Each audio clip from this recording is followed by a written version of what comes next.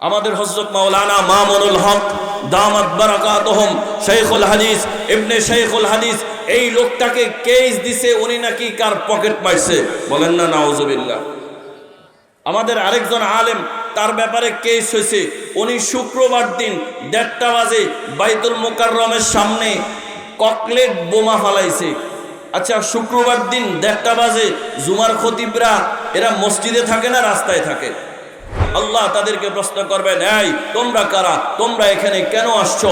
ওই লোকগুলির মধ্যে থেকে একজন উত্তর দেবে, আল্লাহ রাব্বুল আলামিন, আয় আল্লাহ, ওর তো অনেক সওয়াব দিয়ে সে উঠছে, তবে দুনিয়ার জিন্দেগিতে এই লোকটা আমার উপরে অন্যায় করেছে, আমার কচ্ছাতা মাহাজা, সে একদিন আমাকে গালি দিয়েছে, আমি আমার গালির উপযুক্ত ছিলাম না, অন্যায়ভাবে সে আমাকে গালি দিয়েছে। ওয়াকাযাফা হাজা, আরেকজন আসবে, ও উঠে বলবে, আল্লাহ আমি দুনিয়াতে কোনো দোষ করি নাই, ও সমাজের মাঝে শুধুমাত্র তার পাওয়ার, তার বাহাদুরি, তার ক্ষমতার দাপট দেখায়া ও আমার নামে বিভিন্ন দোষ লাগায়া আমাকে আদালতে হাজির করেছে। যেই লোকটার কাছে কোরআন এবং হাদিসের সুদের ব্যাপারে কঠোর নসিহত এসেছে, এরপরেও যেই লোকটা সুদ খাবে, আল্লাহ তার ব্যাপারে বলে ওই লোকটা পরিষ্কার জাহান্নামী, সুদখোর পরিষ্কার, বলেন সুদখোর জাহান্নামী, বলেন সুদখোর জাহান্নামী, বলেন সুদখোর জাহান্নামী। এরপরে আল্লাহ কি বলে, যদি এতটুকু বলতো ফাউলাইকা আসহাবুন নার, ভাই তাহলে আর কোনো ব্যাপার ছিল না, কিন্তু আল্লাহ বলেন হুম ফিহা খালিদুন, একজন কাফের জাহান্নামে গেলে সে যেমন চিরজীবন জাহান্নামে থাকতে হবে, সুদখোরের ব্যাপারেও আল্লাহ এখানে বলেন সেও চিরকাল জাহান্নামে থাকতে হবে। সম্মানিত উপস্থিতি, আমার আজকের আলোচনার টপিক মাদ্রাসার পক্ষ থেকে দেওয়া হয়েছে সুদের ভয়াবহতা। ইনশাআল্লাহ এই টপিক নিয়ে আলোচনার জন্য আপনাদের সামনে কোরআনুল কারীমের 2টি আয়াত তেলাওয়াত করেছি। আল্লাহ চাহে তো আপনাদের সামনে নির্দিষ্ট সময়ে এই 2 আয়াত নিয়ে কিছু কথা রাখার চেষ্টা করব। আমরা সকলেই একটা হাদিস জানি, আদ-দুনিয়া মাজরাআতুল আখিরা, দুনিয়া হলো আখিরাতের ক্ষেত, দুনিয়া আখিরাতের ক্ষেতের জায়গা, ফসলের জায়গা। এটা হাদিস কিনা এটা নিয়ে, এটা হাদিস নয়, লফজ হাদিস নয়, কিন্তু অর্থটা হাদিস। বাকি এতটুকু কথা সত্য, দুনিয়া হলো আখেরাতের, একটু আমার সাথে আওয়াজ করতে হবে, দুনিয়া আখেরাতের ক্ষেত। যদি দুনিয়া আখেরাতের ক্ষেত হয়, তাহলে এই ক্ষেতের চাষিকে, এই ক্ষেতের চাষি হলাম আমরা সকলে, বলেন আল্লাহু আকবার। এই ক্ষেতের চাষিকে, দুনিয়ার সকল মানুষ এই ক্ষেতের চাষি, ওরা এই ক্ষেতের মধ্যে চাষাবাদ করে। এখন কথা হলো, দুনিয়া যদি আখিরাতের ক্ষেত হয়, এই ক্ষেতের মধ্যে আমরা কিসের চাষাবাদ করব? এই ক্ষেতের মধ্যে আমরা নেক আমলের চাষাবাদ করব। কি করব? নেক আমলের চাষাবাদ করব। আল্লাহ কোরআনের এক আয়াতে দুনিয়াকে খ্যাতি বলেছেন। আল্লাহ বলেন, মান কানা ইউরিদু হারসাল আখিরা নাজিদ লাহু ফি হারসি ওয়া মান কানা ইউরিদু হারসাদ দুনিয়া নুতিহি মিনহা। যেই ব্যক্তি দুনিয়ার হারসাল আখিরা, সে দুনিয়াতে থেকে আখিরাতের খেতি করতে চায়, আল্লাহ বলে নাজিদ লাহু ফি হারসি, আমি তার ওই ফসলের মধ্যে বরকত দিয়ে দেই। ওমান কানা ইউরিদু হারসাদ দুনিয়া নুতিহি মিনহা, আর যে ব্যক্তি দুনিয়াতে শুধুমাত্র দুনিয়াই চায়, আল্লাহ বলে নুতিহি মিনহা, আমি তাকে কিছু দেই। ওয়ামা লাহু ফিল আখিরাতি মিন নাসীব, তবে আখিরাতে তার কোনো কিছু নাই। তাহলে আমরা সকলে দুনিয়ার ক্ষেতের কি চাষি, কি বলেন? একটু আমার সাথে কথা বলতে হবে, কি চাষি? যারা চাষাবাদ করে, কৃষি কাজ করে, চাষি বা কৃষক। একজন কৃষকের 2টা কাজ। কয়টা কাজ? আপনারা যারা কৃষক আছেন তারা আমার থেকে ভালো জানেন, হয়তো মুখস্থ জানেন না। একজন কৃষকের কয়টা কাজ? 2টা কাজ। একজন কৃষকের প্রধান 2টা কাজ। 1 নম্বর হলো ক্ষেতের মধ্যে ফসল ফলানো। যদি কোনো কৃষক ক্ষেতে ফসল না ফলায়, তাহলে সে ওই ক্ষেত থেকে খেতির আশা করতে পারে না। 2য় নম্বর হলো ফসল ফলানোর পরে ক্ষেতের মধ্যে আগাছা উঠে।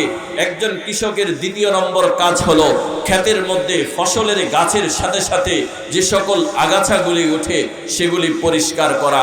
আমার কথা বুঝে থাকলে বলুন, একজন কৃষকের কয়টা কাজ? আরো জোরে, কয়টা? 1 নম্বর ক্ষেতে ফসল লাগানো, ফসল লাগানো, দ্বিতীয় নম্বর ফসলের সাথে যে সকল আগাছা উঠে সেই আগাছা পরিষ্কার করা। এই দুই কাজ যদি কোনো কৃষক না করে, একটা করে, তাহলে সে ক্ষেত থেকে ফসলের আশা করতে পারে না। যেমন কোনো কৃষক তার প্রথম কাজ খেতে ফসল লাগালো, সে ফসল লাগাইলো না কিন্তু আগাছাই পরিষ্কার করলো, বলেন মৌসুমের শেষে এসে ক্ষেত থেকে ফসলের আশা করতে পারে না। আরেকজন কৃষক খেতে ফসল লাগাইলো ঠিক, কিন্তু ফসল লাগানোর পরে খেতে যে সকল আগাছা উৎপন্ন হয় এগুলা পরিষ্কার করলো না। ও খেতে ফসল লাগায়া বাড়িতে গিয়ে ঘুমাইলো, যখন মৌসুম শেষ হয়েছে তখন ক্ষেতের মধ্যে আসছে ফসলের জন্য, বলেন ও খেতে ফসল দেখবে না সব আগাছা দেখবে? কেন? তার এই ক্ষেতের আগাছা তার ফসলকে খেয়ে কি করে দিয়েছে? বরবাদ করে দিয়েছে। মোহতারাম দোস্ত, আমরা যখন আখিরাতের ক্ষেতের কৃষক, তো আমাদের জন্যও দুইটা কাজ। কয়টা কাজ? এক নম্বর কাজ আখিরাতের ক্ষেতে ফসল ফলানো। আখিরাতের ক্ষেতে ফসল কিভাবে ফলাবো? আখিরাতের ক্ষেতে ফসল ফলাবো নেক আমল দিয়ে। কি দিয়ে? আমাকে আল্লাহ রাব্বুল আলামিন, আপনাকে আল্লাহ রাব্বুল আলামিন, আমাদেরকে আল্লাহ রাব্বুল আলামিন যে সকল কাজগুলি করতে বলেছেন ও সকল কাজ করলে আখিরাতের ক্ষেতে আমাদের ফসল হবে। ফসল। তবে দ্বিতীয় নম্বর কাজ হলো ক্ষেত থেকে আগাছা দূর করা। একজন কৃষক শুধু ফসল ফলাইলে আগাছা দূর না করলে যেমন ক্ষেত থেকে ফসলের আশা করতে পারে না, আখিরাতের কৃষক সে শুধু নেক আমলই করলো কিন্তু তার ক্ষেতে যে সকল আগাছা উঠলো এগুলো যদি সে পরিষ্কার না করে সেও ফসলের আশা করতে পারে না। বলে হুজুর আখিরাতের ক্ষেতের ফসল বুঝলাম, নেক আমল, আগাছা কি? আখিরাতের ক্ষেতের আগাছা হলো ওই সমস্ত কাজ যেগুলি আল্লাহ রাব্বুল আলামিন আমাদেরকে করতে নিষেধ করেছেন। কথা আপনাদের বুঝে আসতেছে? এখন প্রশ্ন করবেন, হুজুর দুনিয়ার ক্ষেতের আগাছায় ফসল খেয়ে নষ্ট করে দেয়, আখিরাতের ক্ষেতের আগাছায়ও কি ফসল খেয়ে নষ্ট করে দেয়? আমি বলবো হ্যাঁ, আখিরাতের ক্ষেতের আগাছায়ও ফসল খেয়ে নষ্ট করে দেয়। বলে দলিল কি? আমি আপনাদেরকে রাসূল করিম সাল্লাল্লাহু আলাইহি ওয়াসাল্লামের একটি হাদিসের দিকে নিয়ে যাব। রাসূল আকরাম সাল্লাল্লাহু আলাইহি ওয়াসাল্লামের হাদিস, হযরতে আবু হুরায়রা রাদিয়াল্লাহু তাআলা আনহু সূত্রে বর্ণিত। উনি বলেন রাসূল আকরাম সাল্লাল্লাহু আলাইহি ওয়াসাল্লাম একদিন আমাদের মাঝে আসলেন। আসার পরে আমাদেরকে প্রশ্ন করলেন, আতাদরুনা মাল মুফলিস? এই আমার সাহাবীরা, বলো তো মুফলিস কোন লোকটা? নিঃস্ব কোন লোক? মুফলিস মানে হলো যার কোনো কিছুই নাই, নিঃস্ব। সাহাবায়ে কেরাম রাদিয়াল্লাহু তাআলা আনহুম আজমাইন উত্তর দিলেন, আল মুফলিসু ফিনা মান লা দিনার লাহু ওয়ালা মাতা। বললেন, ইয়া রাসূলুল্লাহ, আমরা তো জানি নিঃস্ব ওই লোকটা যার কোনো অর্থ সম্পদ নাই, যার কোনো জায়গা জমিন নাই, নগদ অর্থ জায়গা জমিন কোনোটাই নাই, তাকেই আমরা মুফলিস মনে করি, নিঃস্ব মনে করি। রাসূল আকরাম সাল্লাল্লাহু আলাইহি ওয়াসাল্লাম বললেন, এটা তোমাদের দুনিয়ার এতেবারে মুফলিস, কিন্তু আখিরাতের মুফলিস, আখিরাতের নিঃস্বকে এটা কি তোমরা জানো?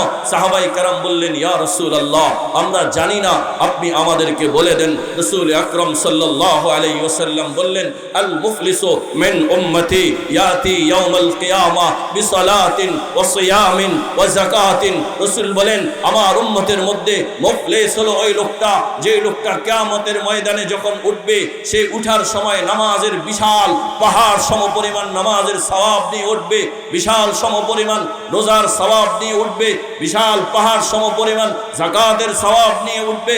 যখন সে এই সওয়াবগুলি নিয়ে উঠবে, আল্লাহর কাছে যখন আসবে, তো আল্লাহ রাব্বুল আলামিনের কাছে তার ব্যাপারে বিভিন্ন লোকের সিরিয়াল লেগে যাবে।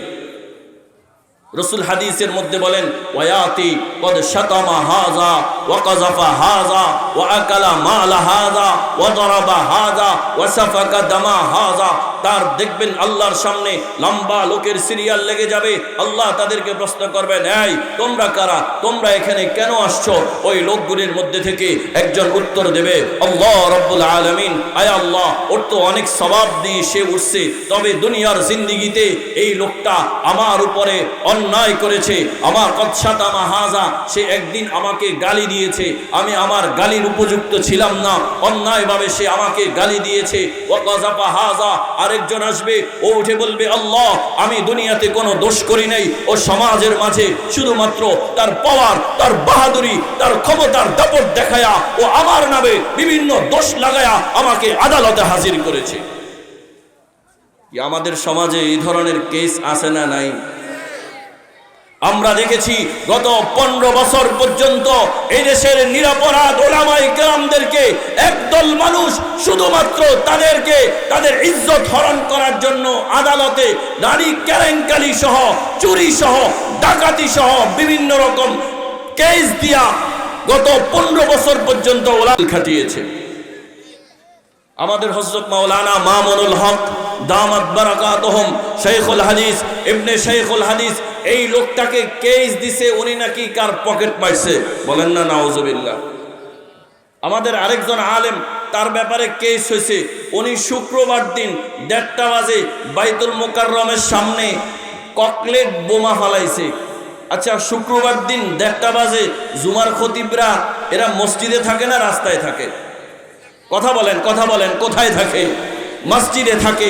এই যে আলেম যিনি মসজিদে ছিল তারাও জানে ওই আলেমকে শুক্রবার দিন 1:30টার সময় মেন রোডের মধ্যে ককটেল বিস্ফোরণের যেই মামলা দিয়েছে, পরিষ্কার এটা মিথ্যা মামলা ছিল। গত 15 বছর এই বাংলার লক্ষ কোটি উলামায়ে কেরামদেরকে, হাজারো মানুষকে এ জাতীয় মামলা দিয়ে হয়রানি করে কিছুই করে নাই। এগুলার বিচার আল্লাহর আদালতে হবে, এগুলোর বিচার আল্লাহর আদালতে হবে। যে হাদিস বলতেছিলাম, ওই হাদিসের মধ্যে রাসূল বলেন ওয়াকালা মালা হাযা, আল্লাহ তার অনেক সম্পদ ছিল, বাহাদুরি ছিল, পাওয়ার ছিল, সে তার সম্পদের ভয় দেখিয়ে, সে তার দলের দাপট দেখিয়ে আমার জমিনকে জবরদখল করে নিয়েছে, আছে না নাই? ওয়াদারাবা হাযা, অন্যায়ভাবে শুধুমাত্র সে আমার দলের লোক ছিল না, তাকে বাজারের মধ্যে মারছে। ওয়াসাফাকা দামা হাযা, তার রক্ত প্রবাহিত করেছে।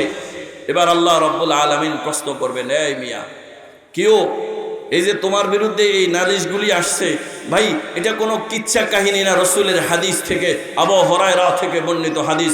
আল্লাহ রাব্বুল আলামিন প্রশ্ন করবেন, এই তোমার ব্যাপারে এই যে নালিশগুলি যে আসছে এগুলি কি সত্য? তো কিয়ামতের ময়দানে মানুষ স্বাভাবিকত তার দোষকে সে কি করতে চাইবে না, স্বীকার করতে চাইবে না, বলবে যে আল্লাহ করি নাই। তো আল্লাহ বলবেন যে তোমার স্বীকার করা লাগবে না। আল-ইয়াওমা নাখতিমু আলা আফওয়াহিহিম ওয়া তুকাল্লিমুনা আইদিহিম ওয়া তাশহাদু আরজুলুহুম বিমা কানু ইয়াকসিবুন। আল্লাহ বলবেন আজকের দিন তোর মুখের মধ্যে তালা মেরে দিলাম, তোর ব্যাপারে সাক্ষী দেওয়ার জন্য তোর মুখের কোনো দরকার নাই। আজকে তোর ব্যাপারে সাক্ষী দিবে তোর হাত, তোর ব্যাপারে সাক্ষী দিবে তোর পা, তোর ব্যাপারে তোর শরীরের সমস্ত অঙ্গ প্রত্যঙ্গগুলি সাক্ষী দিবে। দস্ত পা বদ হাদ গওয়াহি বাবায়া, রোজে মাহশর হর নেহা पैदा शवद, हमजे खुद हर मुजरिमी रुसवा शवाद। কিয়ামতের ময়দানে সবাই অস্বীকার করতে চাবে, এই লোকটাও অস্বীকার করবে, কিন্তু এর হাত পা বলে দিবে তার অন্যায়ের কথা। এরপরে রাসূল বলেন একটা পর্যায়ে সে স্বীকার করতে বাধ্য হবে। এবার আল্লাহ বলবেন এই যে দুনিয়াতে মানুষের উপর অন্যায় করছো, এগুলার আজকে তুমি এই অন্যায় যেগুলা করছো এগুলার প্রতিদান তাদেরকে দিয়ে দাও। টাকা আছে তখন, কথা বলেন, টাকা আছে। আজকে দুনিয়াতে কেস হয়েছে, তো আদালতে পুলিশকে যেভাবে হোক ঘুষ-টুস দিয়া ছাড়া পাওয়ার সুযোগ আছে না নাই? তখন সুযোগ আছে। আল্লাহরে বললে যে আল্লাহ আমাদের 10 লাখ টাকা দিয়ে দিয়েছি, আমার একটু ছাড়িয়ে দেন, সম্ভব? এবার আল্লাহ রাব্বুল আলামিন বলবেন দাও, কি দিবা? রাসূল হাদিসের মধ্যে ফায়ুতি হাদা মিন হাসানাতি ওয়া হাদা মিন হাসানাতি, যার অন্যায়ভাবে জমি দখল করছে তারে তার নেক আমল থেকে দিয়ে দিবে, যার উপর সে জুলুম করছে তাকে নেক আমল থেকে দিয়ে দিবে। দিতে দিতে লোকটার নামাজের যে বিশাল সমপরিমাণ সওয়াব শেষ হয়ে গেছে, পাহাড় সমপরিমাণ রোজার সওয়াব শেষ হয়ে গেছে, যাকাতের পাহাড় সমপরিমাণ সওয়াব এটাও শেষ হয়ে গেছে। রাসূল বলেন ফা ইন ফানিয়াত হাসানাতুহু ক্বাবলা আন ইউকযা মা আলাই, যদি এই লোকটা ওই মানুষের সকলের প্রতিদান দেওয়ার আগে তার নেক আমল শেষ করে দেয়, তো আল্লাহ রাব্বুল আলামিন বলবেন ও মিয়া এবার কি করবা, নেক আমল তো নাই। এবার রাসূল হাদিসের মধ্যে বলেন যে ওই লোকের যাদের সে অন্যায় করেছে, হক মেরেছে, তাদের গুনাহগুলিকে আল্লাহ তার গারের মধ্যে দিয়ে দিবেন। বলি নাউজুবিল্লাহ। এরপরে রাসূল হাদিসের শেষ অংশে বলেন ফাতুরিহাত আলাইহি সুম্মা তুরিহা ফিন্নার। এই কপাল পোড়া যে পাহাড় সমপরিমাণ নামাজ রোজার সওয়াব নিয়ে কিয়ামতের ময়দানে উঠছে, শুধুমাত্র মানুষের প্রতি অন্যায়ের কারণে, জুলুমের কারণে এই লোকটা তার জীবনের সমস্ত সওয়াবগুলি দিয়ে এরপরে মানুষের গুনাহগুলি ঘাড়ে করে নিয়ে কপাল পোড়া জাহান্নামী হয়ে যাবে। বলি নাউজুবিল্লাহ। আমি আপনাদেরকে প্রশ্ন করতে চাই, এই লোকটা আখিরাতের খেতে ফসল লাগাইছিল কিনা? কথা বলেন, একটু বলতে হবে, লাগাইছিল কিনা? কেন? তার আমল নামায় নামাজের সওয়াব ছিল, রোজার সওয়াব ছিল, হজের সওয়াব ছিল, সবগুলি ছিল। এই লোকটা আখিরাতের খেতে ফসল লাগাইছে, তার এই ফসল নষ্ট করলো কিসে? আগাছায়। বলেন কিসে? কৃষকের দুই কাজ, সে এক কাজ করছে, দ্বিতীয় কাজ কি করে নাই? করে নাই। সে শুধু ফসলেই লাগাইছে, আগাছা পরিষ্কার করে নাই। এই জন্য তার ওই আখিরাতের ক্ষেতের সমস্ত ফসলগুলিকে আগাছায় খেয়ে বরবাদ করে দিয়েছে। তাহলে আমরা এই হাদিস থেকে বুঝতে পারলাম যে আখিরাতের ক্ষেতের ফসলকেও আগাছায় খেয়ে কি করে দেয়? নষ্ট করে দেয়। এবার আপনারা প্রশ্ন করবেন, হুজুর তাহলে কোন কোন আগাছা এমন আছে যেগুলি আমাদের আখিরাতের ক্ষেতের ফসল খেয়ে বরবাদ করে দেয়? আপনাদেরকে রাসূল করিম সাল্লাল্লাহু আলাইহি ওয়াসাল্লামের হাদিস শোনাই। এটাও আবু হুরায়রা রাদিয়াল্লাহু তাআলা আনহু থেকে হাদিস। উনি বলেন ক্বালা রাসূলুল্লাহ সাল্লাল্লাহু আলাইহি ওয়াসাল্লাম ইজতানিবুস সাবআল মুবিকাত।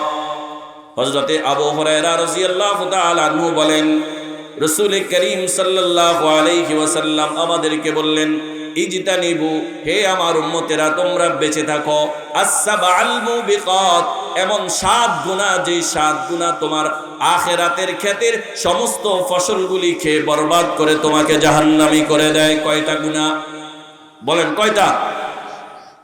কিলা ওয়া মা হুন্না ইয়া রাসূলুল্লাহ। সাহাবায়ে কেরাম বললেন, ওগো রাসূল আপনি আমাদেরকে বলে দেন কোন গুনাহগুলি আমাদের আখিরাতের ক্ষেতের ফসলগুলি খেয়ে বরবাদ করে মানুষকে জাহান্নামী করে দেয়। রাসূল করিম সাল্লাল্লাহু আলাইহি ওয়াসাল্লাম বলেন ওই 7 গুনার মধ্যে 1 নম্বর হলো আশ-শিরকু বিল্লাহ, শিরিক করা, আল্লাহর সাথে অংশীদার সাব্যস্ত করা, শিরিক করা। এটা এমন এক গুনাহ যেই গুনাহ মানুষের দুনিয়ার জীবনের সমস্ত আমলগুলিকে বরবাদ করে একজন মানুষকে জাহান্নামী করে দেয়। এই জন্য কোরআনুল কারীমে আল্লাহ রাব্বুল আলামিন বারবার পৃথিবীর মানুষকে হুঁশিয়ার করে বললেন, হে পৃথিবীর মানুষ, লা তুশরিক বিল্লাহ, নেক আমল যাই করো নাই করো, আল্লাহর সাথে শিরিক করিও না, শিরিক করিও না। ইন্নাশ শিরকা লাযুলমুন আযীম, শিরিক আল্লাহ রাব্বুল আলামিনের সাথে যতগুলি গুনাহ হইতে পারে, পৃথিবীর সব গুনাহগুলির মধ্যে অন্যতম একটি গুনাহ, মারাত্মক গুনাহ, জঘন্যতম গুনার নাম হলো শিরিক। মেরে মুহতারাম দোস্ত, শিরিক এমন গুনাহ যেটা মানুষের জীবনের সব আমলকে খেয়ে বরবাদ করে দেয়। এই জন্য শয়তানও কিন্তু এখন সিস্টেম শুরু করছে। শয়তান কয়, একটা মানুষকে সারা জীবন আমি নামাজ থেকে দূরে সরাইলাম, এই লোকটা তার মৃত্যুর আগে তাওবা করলো, এই লোকটা জাহান্নামী হয়ে গেল। সারা জীবন রোজা থেকে, হজ থেকে, যাকাত থেকে দূরে সরাইলাম, এই যদি মৃত্যুর আগে কোনো না কোনোভাবে তাওবা করে জান্নাতি তো হয়ে গেল। কোনোভাবে তাওবাও করলো না, কিন্তু তার ঈমানটা বাকি আছে, এই লোকটাও মরার পরে কোনো না কোনোভাবে আল্লাহর জান্নাতে যেতে পারবে। এই জন্য শয়তান এখন সিস্টেম পাল্টাইছে। শয়তান মানুষকে নামাজের জন্য যে পরিমাণ ধোঁকা দেয়, এর থেকে বেশি পরিমাণ শয়তান এখন মানুষকে শিরকের মাধ্যমে ধোঁকা দেয়। আমাদের উপমহাদেশের মানুষ আলেম ওলামা ভক্ত বেশি, আলেমদেরকে শ্রদ্ধা করে বেশি। এই জন্য আমাদের উপমহাদেশের মানুষকে শয়তান চিন্তা করলো আলেমদের মাধ্যমে শিরিক করাবো। আর আলেমরা তো শিরিক করায় না, কিছু লোকরে আলেমের মতো মাথার টুপি দিয়া, গার মধ্যে পাঞ্জাবি পরায়া এরে গাঞ্জা বাবা বানায়া দিছে, এবার কয় যে এর মাধ্যমে শিরিক করে। আছে না নাই? এই যে মাজারগুলির মধ্যে অবৈধভাবে সেখানের মধ্যে মদ গাঁজার ব্যবসা চলে আর মানুষের ঈমান হরণ করে। আপনি মাজারে গেলে দেখবেন এদের বক্তব্যগুলি এমন বক্তব্য যেটা আপনি যদি বিশ্বাস করেন সাথে সাথে আপনার ঈমান চলে যাবে। এক মাজারের বক্তব্য, এরা বক্তব্য দিতেছে, গজল গাইতেছে, আল্লাহর দন রাসূল রে দিয়ে নাকি রসুল খালি হয়ে গেছে, বলি নাউজুবিল্লাহ। এরা গান গায়, আল্লাহর ধন রাসূল কি দিয়া আল্লাহ গেছে খালি হইয়া, রাসূল রে ধন খাজারে দিয়া রাসূল গেছে খালি হইয়া, খাজারে তোর দরবারে কেউ ফিরে না খালি হাতে। নাউজুবিল্লাহ বলেন না। এটা ভাই আল্লাহর ধন রাসূল রে দিয়া রাসূল খালি হয়ে গেছে, এটা কিসের বক্তব্য? এটা সম্পূর্ণ শিরিকের বক্তব্য। কিসের বক্তব্য? শিরকের বক্তব্য। আরেকজনে দেখবেন যে গজল গায়, কেরামান কাতিবিন রোজ হাসরের দিন করে আমায় নিয়া যদি অভিযোগ, আমি বলবো দুনিয়ায় ছিলাম ল্যাংটা বাবার লোক, বলে নাউজুবিল্লাহ। মুহতারাম দোস্ত, শয়তান চিন্তা করছে মানুষকে নেক আমল থেকে দূরে সরাই, কিন্তু সে জান্নাতে যাওয়ার চান্স তো বাকি আছে। এই জন্য শয়তান এখন আমাদের উপমহাদেশের মানুষকে বিভিন্ন পীর পূজার নামে, মাজার পূজার নামে মানুষের শিরিক করায়া মানুষের ঈমানটাকে বরবাদ করে দেয়। এখন আবার নতুন করে আমাদের যুব সমাজের কাছে শিরিকের আমদানি করতেছে। কিছুদিন আগে এক শিরিকের আমদানি আমাদের কাছ থেকে গেছে 31 নাইট। আপনারা জানেন না, তোরাবগঞ্জের মানুষ 31 নাইট চিনে না। আল্লাহু আকবার, তাদের সবাই আল্লাহর ওয়ালি।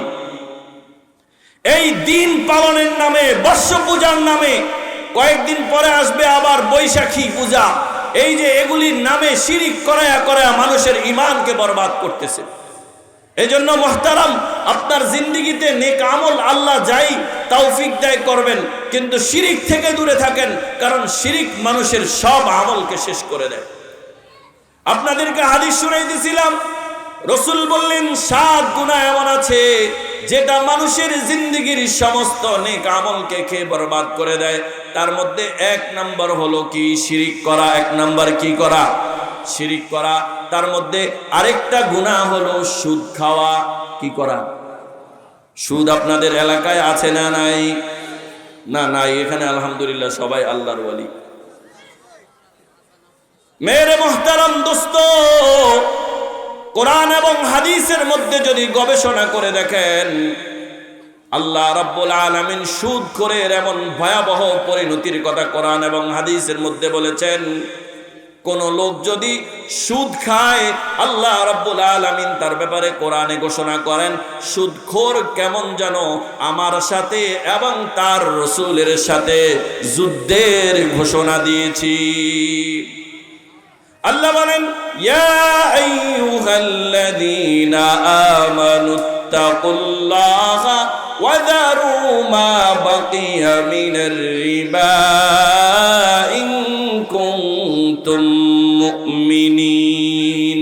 আল্লাহ বড় চমৎকার করে ঈমানদারদেরকে ডাক দিলেন, ইয়া আইয়ুহাল্লাযীনা আমানু, হে ঈমানদারেরা, হে আমার বন্ধুরা, ইত্তাকুল্লাহ, আমি আল্লাহকে ভয় করো, ওয়াদারু মা বাকিয়া মিনার রিবা, আর সুদকে ছেড়ে দাও, সুদকে ছেড়ে দাও, ইন কুনতুম মুমিনিন, যদি তুমি মুমিন হও, যদি তুমি মুমিন হও।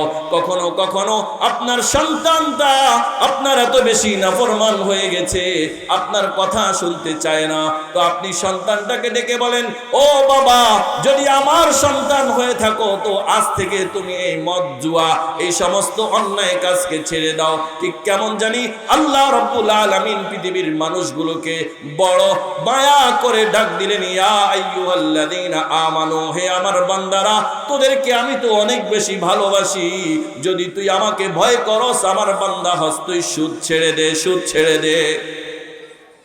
ফাইল্লাম তাফআলু, যদি তুই সুদ না ছেড়ে দেস, ফাজানু বিহারবিন মিনাল্লাহি ওয়া রাসূলিহি, তো আমি আল্লাহ তোকে বললাম, তুই আমি আল্লাহর সাথে এবং আমার রাসূলের সাথে যুদ্ধের ঘোষণা দিয়ে দে। বলে নাউজুবিল্লাহ। মুফাসসিরিনে কেরাম লিখেন এই আয়াতের মধ্যে কেমন যেন আল্লাহ রাব্বুল আলামিন তার রাসূলকে বললেন, ও গো রাসূল, আপনার যেই উম্মত সুদ খাবে তার ব্যাপারে আমি যুদ্ধের ঘোষণা দিলাম, আপনিও যুদ্ধের ঘোষণা দিয়ে দেন। দোস্ত, আপনি কোরআনুল কারীমের প্রত্যেকটা আয়াত, প্রতিটা পৃষ্ঠা, প্রত্যেকটা সূরা তালাশ করে দেখেন, পৃথিবীর অন্য কোন গুনাহের ব্যাপারে আল্লাহ রাব্বুল আলামিন এমন ধমকি দেন নাই যে নামাজ পড়ে নাই তাকে বলেন নাই নামাজ না পড়লে আল্লাহর সাথে যুদ্ধ ঘোষণা, রোজা যে রাখে না তার ব্যাপারে বলেন নাই রোজা না রাখলে আল্লাহর সাথে যুদ্ধের ঘোষণা, হজ যে করেন না তার ব্যাপারে বলেন নাই হজ না করলে আল্লাহর সাথে যুদ্ধের ঘোষণা। দুনিয়ার অন্য কোন গুনাহের ব্যাপারে আল্লাহ রাব্বুল আলামিন এই এমন শক্ত কথা বলেন নাই, কিন্তু সুদখোরের ব্যাপারে আল্লাহ বললেন ফা ইল্লাম তাফআলু ফাদানু বিহারবিম মিনাল্লাহি ওয়া রাসূলি। আমি আল্লাহ তোকে সুদ ছেড়ে দেওয়ার জন্য বললাম, এরপরেও যদি তোর সুদ খাইতে মন চায় ফাজানো, তুই ঘোষণা দে যে আমি আল্লাহ এবং আমার রাসূলের সাথে যুদ্ধের ঘোষণা দিয়ে দাও। এই আয়াতের তাফসীরের মধ্যে হযরতে ইবনে আব্বাস রাদিয়াল্লাহু তাআলা আনহু উনি হাদিস এনেছেন, আল্লাহ রাব্বুল আলামিন সুদখোরকে কিয়ামতের ময়দানে বলবেন, ইউকালু লিআকিলির রিবা ইয়াউমাল কিয়ামাহ। আল্লাহ কিয়ামতের ময়দানে সুদখোরকে বলবেন, ফুসিলাহাকা লিল হার, এই সুদখোর তুই দুনিয়াতে সুদ খেয়ে আমি আমার সাথে এবং আমার রাসূলের সাথে যুদ্ধের ঘোষণা দিয়েছিলি, নে নে আজকে কিয়ামতের ময়দানে আমি তোকে অস্ত্র দিলাম, নে আমি আল্লাহর সাথে আমার রাসূলের সাথে যুদ্ধ কর। বলেন কিয়ামতের মাঠে আল্লাহর সাথে যুদ্ধ করার সেই সুযোগ আছে? আপনারা কি ঘুমাই গেছেন? আসলে বাস্তবতা এমনই, সুদের আওয়াজ করলে আওয়াজ বন্ধ হয়ে যায়, সুদের ওয়াজ করলে কি থাকে না, আওয়াজ থাকে না। আমি এক মাহফিলে গেলাম, ভরপুর মানুষ আওয়াজ করতেছে, সুদের আলোচনা যখন শুরু করছে তখন পিছন থেকে ওঠা শুরু হয়েছে। আল্লাহ আমাদেরকে বোঝার তৌফিক দান করেন। মেরে মুহতারাম দোস্ত, আল্লাহ কোরআনের অপর আয়াতে বলেন, আল্লাযীনা ইয়াকুলুনার রিবা লা ইয়াকুমুনা ইল্লা কামা ইয়াকুমুল্লাযী ইয়াতাখাব্বাতুহুশ শাইতানু মিনাল মাস। আল্লাহ বলেন, যে সমস্ত লোকগুলি সুদ খাইতো, লা ইয়াকুমুনা ইল্লা কামা ইয়াকুমুল্লাযী ইয়াতাখাব্বাতুহুশ শাইতানু মিনাল মাস, এরা কিয়ামতের ময়দানে এমন ভাবে উঠছে কেমন যেন এদেরকে শয়তানে মাস করে, শয়তানে স্পর্শ করে তাদের চেহারাকে বিকৃত করে দিয়েছে, পাগল বানিয়ে দিয়েছে। যালিকা বিআন্নাহুম ক্বালু ইন্নামাল বাইউ মিসলুর রিবা। আল্লাহ বলে তাদেরকে এই শাস্তি আমি কেন দিব জানোনি? তাদেরকে এই শাস্তি দেওয়ার পিছনে কারণ হইল এই লোকগুলা সুদ খাইতো আর বলতো, কয় সুদ আর ব্যবসা দুইটাই তো একরকম। আমি ব্যবসা করলে লাভ হয়, তো সুদের মধ্যে টাকা লাগাইলেও তো কি হয়, লাভ হয়। সুদ আর ব্যবসা দুইটাই তো একরকম। বলেন দুইটা কি একরকম না আকাশ পাতাল পার্থক্য? আল্লাহ রাব্বুল আলামিন উত্তর দিলেন, না না রে বান্দা, সুদ আর ব্যবসা দুইটা কখনোই একরকম না। ওয়া আহাল্লাল্লাহুল বাই'a ওয়া হাররামার রিবা। তোর বাহ্যিক মেধায় মনে হয় তোর কাছে সুদ আর ব্যবসা একরকম, কিন্তু আল্লাহ রাব্বুল আলামিন ব্যবসাকে তোর জন্য হালাল করেছে আর সুদকে তোর জন্য হারাম করেছে। আল্লাহ বলে, ফামান জাহু মাউইযাতুম মির রাব্বিহি ফান্তাহা ফালাহু মা সালাফ। সুদের ব্যাপারে আমি আল্লাহ কোরআনে বললাম, আমার রাসূল তোদেরকে সতর্ক করলো, মসজিদের মিম্বার থেকে ইমাম সাহেব, খতিব সাহেব তোকে সতর্ক করলো। মসজিদের মিম্বার থেকে ইমাম সাহেবরা সুদের ব্যাপারে সতর্ক করে না? অনকা করে না, এখন করে না। আমরা এখন করে, আমি কি করে না? কেমনে করব? সুদের বিরুদ্ধে ওয়াজ করলে পরের দিন ইমাম সাহেবরা কয় যে আপনি ভাগেন, আপনারা চাকরি নেই।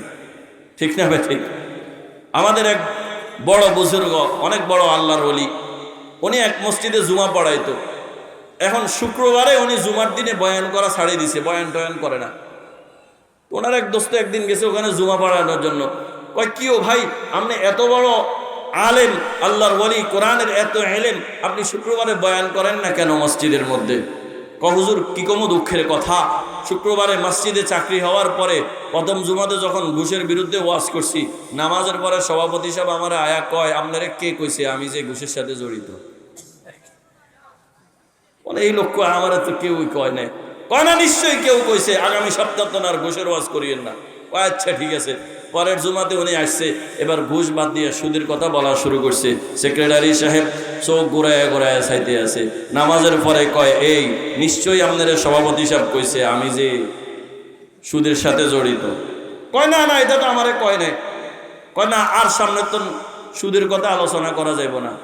উনি বলে যেই কথা লই আলোচনা করতে যাই, পরের জুমা শুধু আসে যে এই কথা লই আলোচনা করা যাবে না। তা আমি চিন্তা করছি আলোচনা আর করারই দরকার নেই। হ্যাঁ, এটা বাস্তবতা। আমাদের সমাজে মসজিদের মিম্বারগুলিকে আজকে এক প্রকারের জালেমরা উলামাদের কণ্ঠকে, খতিবদের কণ্ঠকে রোধ করে রেখেছে। কথা ঠিক না বেঠে? মসজিদের মিম্বার তো এটা আরবি শব্দ। মিম্বারের অর্থ হইল সিংহাসন। মিম্বারের অর্থ কি? কথা বলেন কি? সিংহাসন কার হয়? রাজার হয়। সিংহাসন কার হয়? রাজার হয়, যিনি রাষ্ট্র পরিচালনা করে। রাজা সিংহাসনে কি করে? সিংহাসনে বসে রাজা রাষ্ট্র পরিচালনা করে। ঠিক মসজিদের খতিব সে ওই এলাকার মানুষের জন্য রাজার মতো সে মসজিদের মিম্বারে বসে এলাকা পরিচালনা করবে। এলাকার মানুষকে সত্য মিথ্যা, দিন আর রাত, মানুষকে কালো আর সাদার পার্থক্য করবে, হালাল আর হারাম বুঝাবে। যদি আপনি খতিবের কণ্ঠকে রোধ করে দেন তো আপনাকে সঠিক কথাটা কে বলবে? এজন্য আওয়াজ উঠানো দরকার। মসজিদের খতিবকে কোরআন এবং হাদিসের আলোচনা করার জন্য পরিপূর্ণ স্বাধীনতা দিতে হবে। কে বলেন রাজি আছি তো ইনশাআল্লাহ? যদি খতিবদেরকে কোরআন এবং হাদিসের আলোচনা করার পরিপূর্ণ স্বাধীনতা দেওয়া হয় তো এই দেশের মধ্যে আর রাস্তার কাজে, বিল্ডিং এর কাজে রডের পরিবর্তে বাঁশ আর কেউ দিবে না। এই দেশের টাকা পাচার করে বিদেশে বাড়ি আর কেউ বানাইতে পারবে না। আল্লাহ আমাদেরকে তৌফিক দান করেন। আল্লাহ রাব্বুল আলামিন এই আয়াতের মধ্যে বলেন, ফামান জাআহু মাউইযাতুম মির রাব্বিহি ফান্তাহা ফালাহু মা সালাফ। আল্লাহ বলবে, আমি সুদের ব্যাপারে তোকে কোরআনে নসিহত করেছি, আমার রাসূল নসিহত করেছে, মসজিদের মিম্বার থেকে ইমাম সাহেব করেছে, মাহফিলের প্যান্ডেল থেকে খতিব সাহেব করেছে।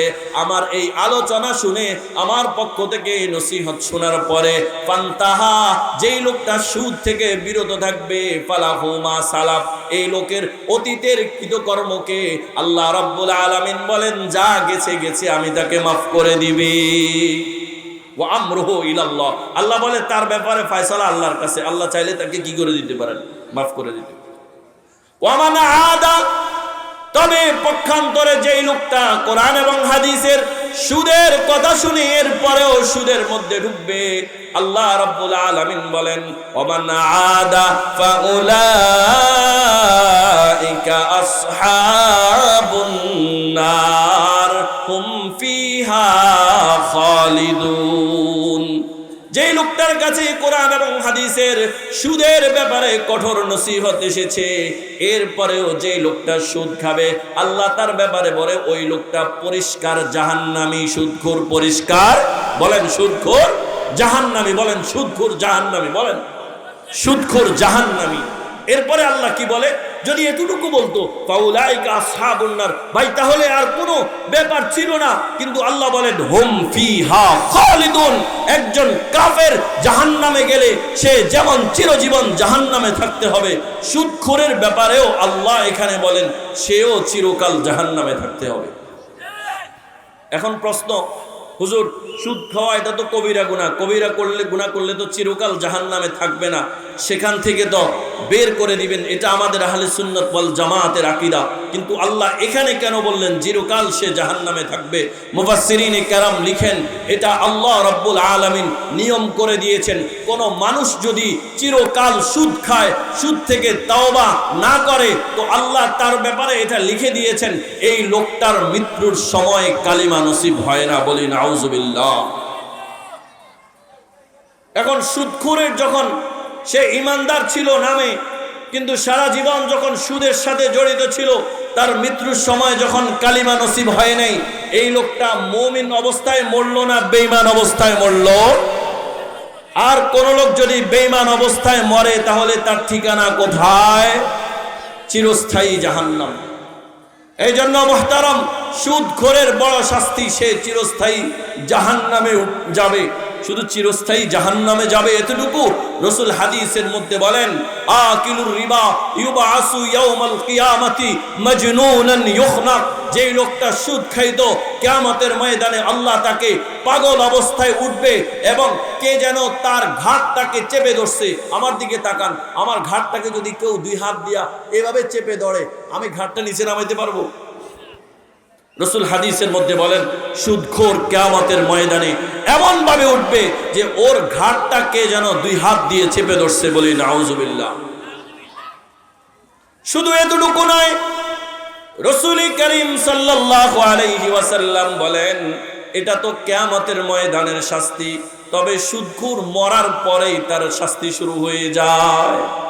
রাসূল বলেন, মেরাজের রাত্রিতে যখন আমি সপ্তম আসমানে চলে গেলাম, এরপরে জিবরাইল আমিন বলল, হুজুর আমার আর সামনে যাওয়ার কোনো পারমিশন নাই, এবার আপনাকে একা একা চলতে হবে।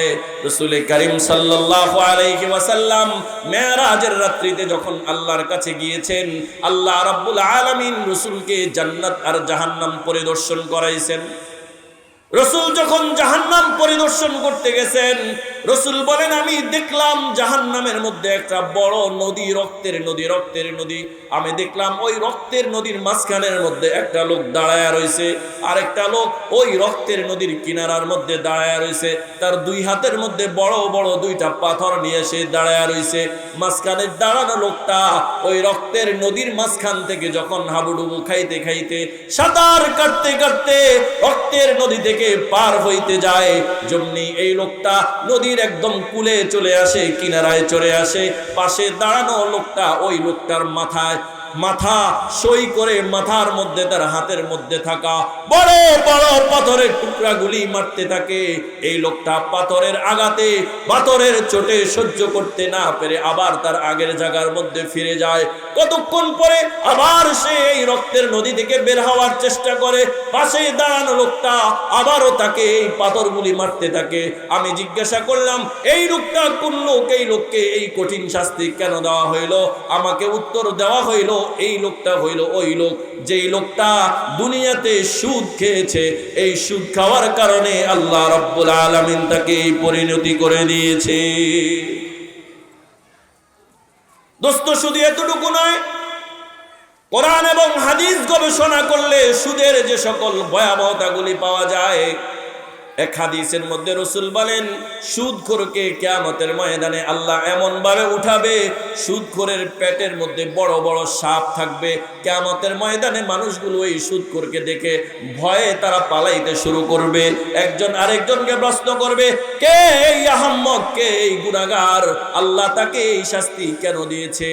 আল্লাহ রাব্বুল আলামিনের পক্ষ থেকে ফেরেশতারা উত্তর দিবে, এই লোকটা ওই লোক যেই লোকটা কিয়ামতের ময়দানে, যে লোকটা দুনিয়াতে সুদ খাইতো, যার কারণে আল্লাহ তার পেটের মধ্যে বড় বড় সাপ দিয়েছেন। দোস্ত, এটা তো কিয়ামতের ময়দানের কথা। পাকিস্তানের একটা বাস্তব ঘটনা কিতাবের মধ্যে লিখছে। খুব সুঠাম দেহের লোক, খুব টাকা পয়সাওয়ালা লোক, এলাকার মধ্যে সম্মানী লোক। হঠাৎ করে লোকটার মৃত্যুর আগে একটা মরণ ব্যাধি শুরু হয়েছে। এই লোকটা হঠাৎ করে পেটের ব্যথায় চিৎকার আরম্ভ করে দেয়, চিৎকার শুরু করে দেয়। যখন এই লোকটা চিৎকার করে, বাহির থেকে বোঝা যায় তার পেটের মধ্যে সাপের মতো কি একটা জিনিস যেন বসে আছে। লোকেরা তাকে দেখে আতঙ্কিত হয়ে যাইত। একবার তাকে হসপিটালে নেওয়ার পরে আলট্রাসোনোগ্রাফি করানো হলো, তার পেটের মধ্যে এই অবস্থা কেন হয়। দেখলো এই লোকটার পেটের মধ্যে বড় বড় দুইটা সাপ, এগুলি তার বিভিন্ন সময় করে করে তার পেটের মধ্যে এক একটা অঙ্গের মধ্যে কামড় মারে। তার ব্যাপারে অনুসন্ধান করা হলো, জানা গেল লোকটা এই যে টাকা পয়সা ধন দৌলত এগুলার আড়ালে এই সুদের কারবার করত। আল্লাহ রাব্বুল আলামিন এই সুদের কারবারের কারণে দুনিয়াতে এমন আযাব দিয়ে দিয়েছে। রাসূল আবার হাদিসের মধ্যে বলেন, কোনো এলাকায় যদি সুদ বেড়ে যায়, কোনো এলাকার মধ্যে যদি জিনা বেড়ে যায়, আল্লাহ রাব্বুল আলামিন ওই এলাকার মধ্যে মানুষের মধ্যে দুর্ভিক্ষ দিয়া ওই এলাকার সমস্ত বরকতকে নষ্ট করে দেন। আমি প্রত্যেকটা হাদিস যদি আলফাজ সহ পড়ি আমার সবাই কুলাবে না, এই জন্য শুধু অর্থগুলি আপনাকে বলতেছি। রাসূল হাদিসের মধ্যে বলেন, ইজা যাহারাতির রিবা ওয়াজ জিনা ফি ক্বরিয়াতিন, যখন কোন গ্রামের মধ্যে জিনা এবং সুদ ব্যাপক হারে বেড়ে যায়, আল্লাহ রাব্বুল আলামিন ওই গ্রামের মানুষকে দুর্ভিক্ষ দিয়ে ধ্বংস করে দেন। ওই গ্রামের গাছের ফলের বরকতগুলিকে নষ্ট করে দেন, জমিনের ফসলের বরকতগুলিকে নষ্ট করে দেন, মাছের বরকতগুলিকে নষ্ট করে দেন। হাদিসের ব্যাখ্যায় মুহাদ্দিসিন কেরাম লিখেন, এমনকি সুদখোরের কারণে বাচ্চা তার মা দুধের মধ্যে যেই বরকত আছে এই বরকতকেও আল্লাহ নষ্ট করে দেয়। মায়ের স্তনের দুধের বরকত এখন আছে না নষ্ট হয়ে গেছে? গাছের ফলের বরকত আছে না নষ্ট হয়ে গেছে? ফসলের বরকত আছে না নষ্ট হয়ে গেছে? মেরে মুহতারাম দোস্ত, রাসূলের এই হাদিস স্পষ্ট প্রমাণ করে এগুলি সুদখোরের কারণে আল্লাহ রাব্বুল আলামিন দুনিয়া থেকে বরকত উঠাইয়া দিয়েছে। তাহলে সুদখোরের কারণে ছোট বাচ্চা তার মায়ের স্তনের দুধের এই বরকত থেকেও মাহরুম হচ্ছে। দোস্ত, আপনাদেরকে লম্বা সময় বাড়াইব না। রাসূল আকরাম সাল্লাল্লাহু আলাইহি ওয়াসাল্লাম ইরশাদ করেন, সুদখোরের 70টা গুনাহ। কয়টা গুনাহ বলেন? কয়টা গুনাহ? 70টা গুনাহ। তার মধ্যে আইসারুহা আইয়ান কি হার রাজুলু উম্মাহু, এক riwayaতের মধ্যে 70টা, আর এক riwayaতের মধ্যে 777টা।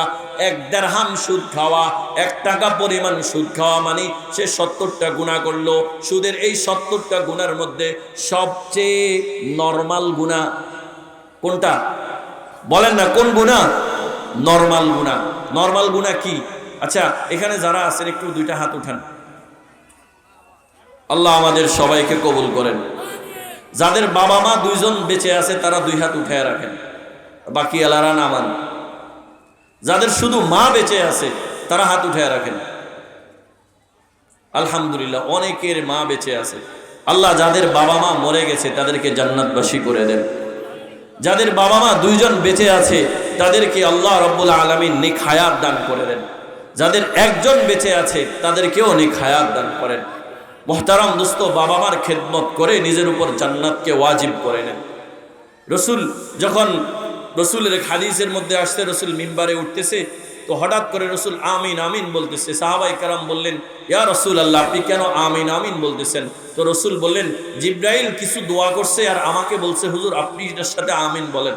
তার মধ্যে একটা দোয়া ছিল, ওই লোক ধ্বংস হোক যে তার বাবা মাকে পেয়ে তাদের খেদমত করে নিজের উপর জান্নাতকে ওয়াজিব করতে পারে না। আচ্ছা, এখানে এমন কোন সন্তান আছেন যাকে কোটি টাকা দেওয়া হবে আর বলা হবে যে তুমি একবার তোমার মায়ের সাথে জিনা করো? শুনতেই তো নাউজুবিল্লাহ বলতেছেন। আমার মনে হয় পৃথিবীর কোন সন্তান এমন নাই যাকে কোটি টাকা দেওয়ার পরে বলা হবে তুমি তোমার মায়ের সাথে জিনা করো। কিন্তু রাসূল করিম সাল্লাল্লাহু আলাইহি ওয়াসাল্লাম এই হাদিসের মধ্যে ইরশাদ করেন যে সুদের 70টা গুনার মধ্যে সবচেয়ে নরমাল গুনাহ হলো কোন লোক 1 দিরহাম সুদ খাওয়া মানে সে তার মায়ের সাথে জিনা করা। বলি নাউজুবিল্লাহ। দোস্ত, এই হাদিসের ব্যাখ্যায় মুহাদ্দিসিনে কেরাম লিখেন, কিয়ামতের ময়দানে বহু মানুষ এমন উঠবে যে কিয়ামতের ময়দানে ওঠার পরে তার আমলনামা খুলে দেখবে এই লোকটা তার মায়ের সাথে জিনা করছে। বলে নাউজুবিল্লাহ। যে জীবনে একবার সুদ খাইছে তার আমলনামায় লেখা হবে সে তার মায়ের সাথে একবার জিনা করছে। যে 2 বার সুদ খাইছে তার আমলনামায় লেখা হবে সে তার মায়ের সাথে 2 বার জিনা করছে। যে 3 বার সুদ খাইছে তার আমলনামায় লেখা হবে সে তার মায়ের সাথে 3 বার জিনা করছে। দোস্ত, কত বড় আফসোসের কথা, কত বড় আফসোসের কথা। যেই বাবা মা তোমার আমার জন্য নিজের জীবনকে কোরবান করে দিল, যেই বাবা মাকে আমি আর আপনি এত বেশি ভালোবাসি, শুধুমাত্র সুদ খাওয়ার কারণে কিয়ামতের ময়দানে আমার আর আপনার আমলনামায় লেখা থাকবে এই লোকটা তার মায়ের সাথে জিনা করেছে। আল্লাহ আমাদেরকে বোঝার তৌফিক দান করেন। এই জন্য মেয়েরে মুহতারাম দোস্ত, বলবেন যে হুজুর সুদ এটা তো দেখতে বাড়তি দেখা যায়, 100 টাকায় 10 টাকা, 1000 টাকায় 100 টাকা, এটা অনেক বাড়তি দেখা যায় না? কি বলেন, বাড়তি দেখা যায় না? আল্লাহ রাব্বুল আলামিন বলেন ইয়ামহাকুল্লাহুর রিবা ওয়া ইউরবিস সাদাকাত। আল্লাহ বলেন এ আমার বান্দারা, তোর কাছে সুদটা অনেক বেশি মনে হয়, তবে মনে রাখ সুদ বেশি না, সুদ বেশি না। এটার 100 টাকায় 1000 টাকায় তোর মনে করস 100 টাকা সুদ আসে, এটা বেশি না, বরং তোর নেক আমল, তোর মাল সম্পদ সুদের দ্বারা বাড়ে না, মাল সম্পদ বাড়ে হলো সদকায়। কিসের মাধ্যমে বাড়ে? আচ্ছা সুদে আপনার কত পার্সেন্ট বাড়ে? 10%। কত বলেন, কত পার্সেন্ট? আর যারা সদকা করে আল্লাহ তাদের ব্যাপারে কি বলেন? মাসালুল লাযীনা ইউনফিকুনা আমওয়ালাহুম ফি সাবিলিল্লাহি কামাসালি হাববাতিন আমবাতাত সাবআ সানাবিলা ফি কুল্লি সুমবুলাতিন মিআতু হাব্বা। আল্লাহ রাব্বুল আলামিন বলেন পক্ষান্তরে যেই লোকটা সুদের কাজের মধ্যে নিজের টাকা না লাগায়া আল্লাহর রাস্তায় দান করে, মাদ্রাসার জন্য দান করে, মসজিদের জন্য দান করে, আল্লাহ রাব্বুল আলামিন তার দৃষ্টান্ত বলতেছেন ইউনফিকুনা আমওয়ালাহুম ফি সাবিলিল্লাহ কামাসালি হাববাতিন আমবাতাত। এই ব্যক্তির দৃষ্টান্ত ওই লোকের মতো যে জমিনের মধ্যে একটা দানের বীজ লাগাইছে, আমবাতাত সাবআ সানাবিলা, ওই একটা বীজ থেকে 60টা গোছা বের হয়েছে, ফি কুল্লি সুমবুলাতিন মিআতু হাব্বা, আর ওই প্রত্যেকটা গোছার মধ্যে 100টা করে দান উঠেছে। তাহলে সে দান লাগাইছে কয়টা? একটা থেকে হয়েছে কয়টা? 700টা। কয়টা গোছা বের হয়েছে? 60টা, প্রতিটাতে 100টা, 60টা। তাহলে বাহ্যিক দেখা যায় আপনি সুদে 10% পাইতেছেন, কিন্তু আল্লাহ বলেন বান্দা সুদের মধ্যে তোর টাকা না লাগায়া তুই দান সদকা কর, আমি আল্লাহ তোকে 700 গুণ দিয়া দিব। আসলে সুদ দেখা যায় এটা বাহ্যিকভাবে বাড়ে, আসলে সুদ বাহ্যিক বাড়লেও প্রকৃত অর্থে বাড়ে না। রাসূল বলেন ইন্নার রিবা ওয়া ইন কাসরা ফা ইন্না আকিবাতাহু তাসিরু ইলা কুল্লিন, যে রিবা যদিও এটা দেখা যায় এটা বাড়তেছে, রাসূল বলেন না, এটা বাড়ে না, এটা শেষ হইতে হইতে এক পর্যায়ে কমের দিকে নিয়ে যায়। এই হাদিসের ব্যাখ্যায় মুহাদ্দিসিনে কেরাম 5টা ব্যাখ্যা করছেন।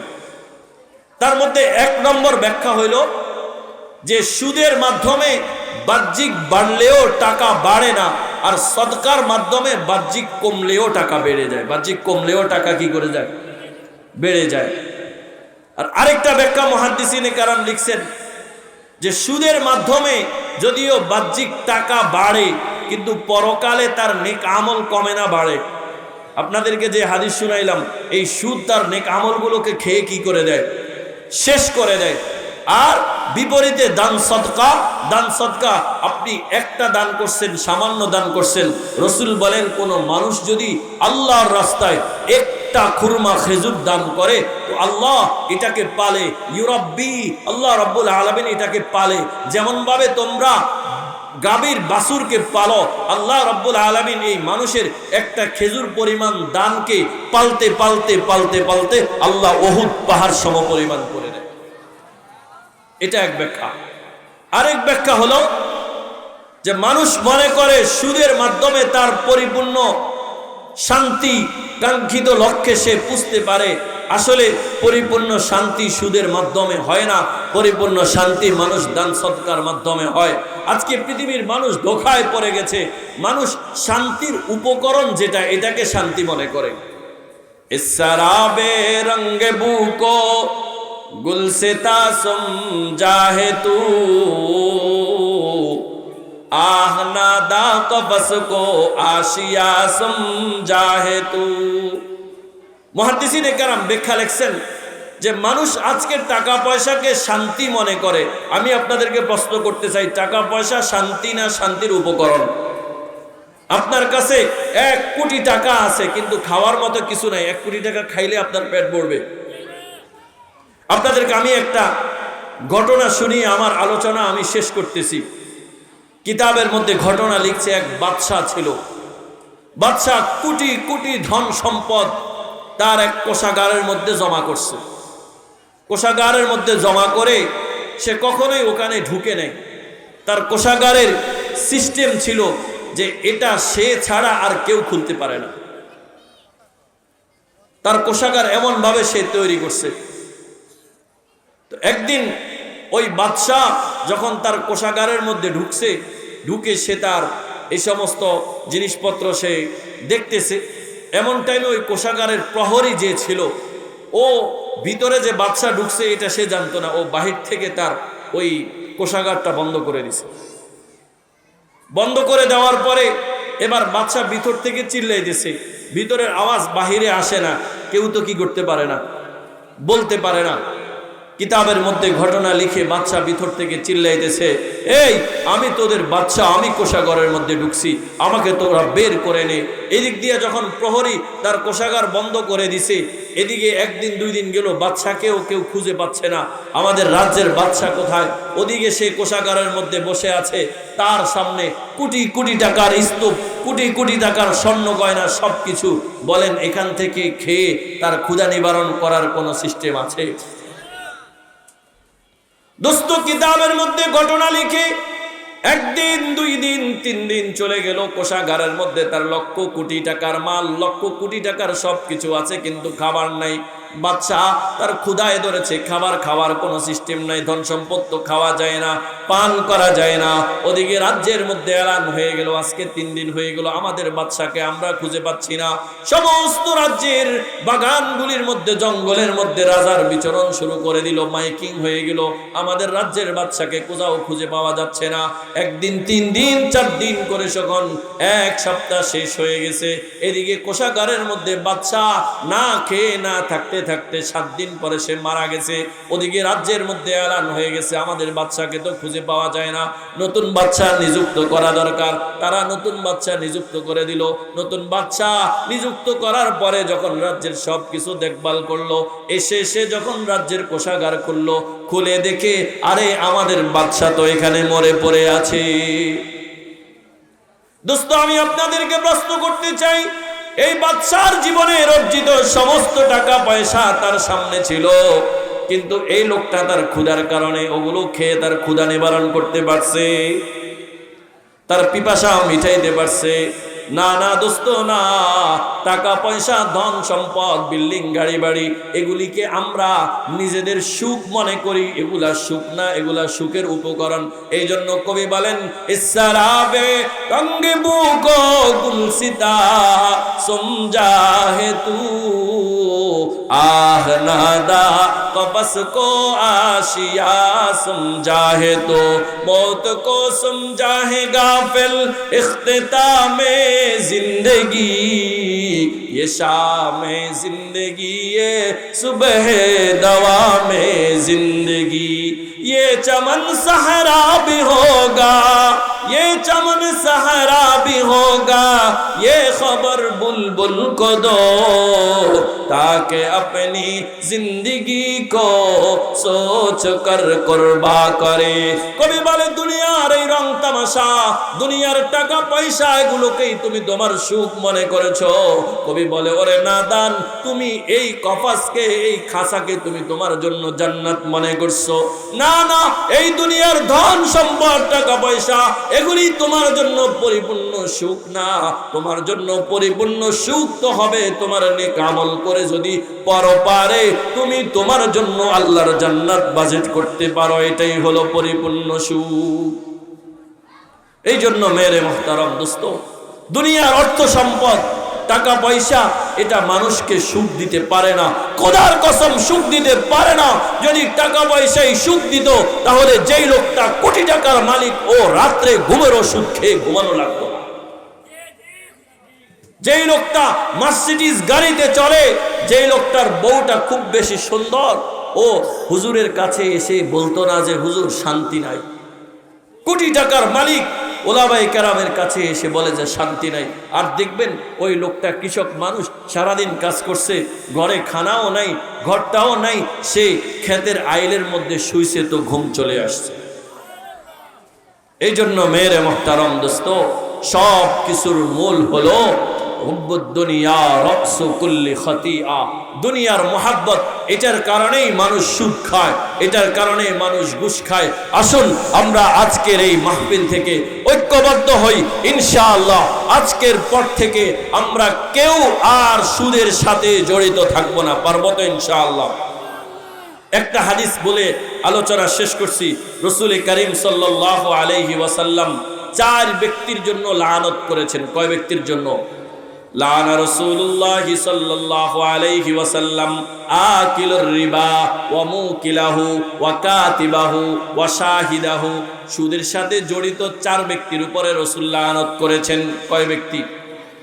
রাসূল বলেন, যেই লোকটা সুদ খাবে তার জন্য আল্লাহর লানত, যেই লোকটা সুদ দিবে তার জন্য আল্লাহর লানত, যেই লোকটা সুদ খেলো না, সুদ দিল না, কিন্তু এই লোকটা সুদের লেখালেখি করলো, এই লোকটার উপরেও আল্লাহর লানত। 4 নম্বর, যেই লোকটা সুদের সাক্ষী হইল তার উপরেও আল্লাহর লানত। এক কথায় রাসূল সুদের সাথে সম্পৃক্ত সব লোকের জন্য লানত করলেন। এই জন্য আজকে থেকে প্রতিজ্ঞাবদ্ধ হওয়া যায়নি যে ইনশাআল্লাহ এখন থেকে সুদের কোনো কারবারের সাথে আর আমরা জড়িত হব না।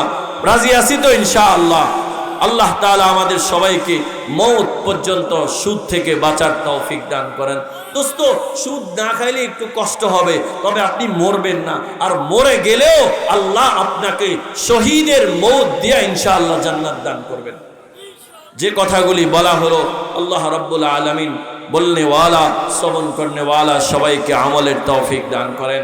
আজকের এই মাহফিলকে আল্লাহ তাআলা কবুল করে নেন। এই মাদ্রাসার প্রতিষ্ঠাতা হযরত মাওলানা রুহুল আমিন সাহেব এই এলাকার জন্য গর্ব, যার মেহনতের ফসল এই মাদ্রাসা, আল্লাহ তাআলা হুজুরকে হায়াতে তয়্যিবা দান করেন। এই মাহফিলকে কবুল করেন। ওয়া আখিরু দাওয়ানা আনিল হামদুলিল্লাহি রাব্বিল আলামিন। আসসালামু আলাইকুম ওয়া রাহমাতুল্লাহি ওয়া বারাকাতুহু।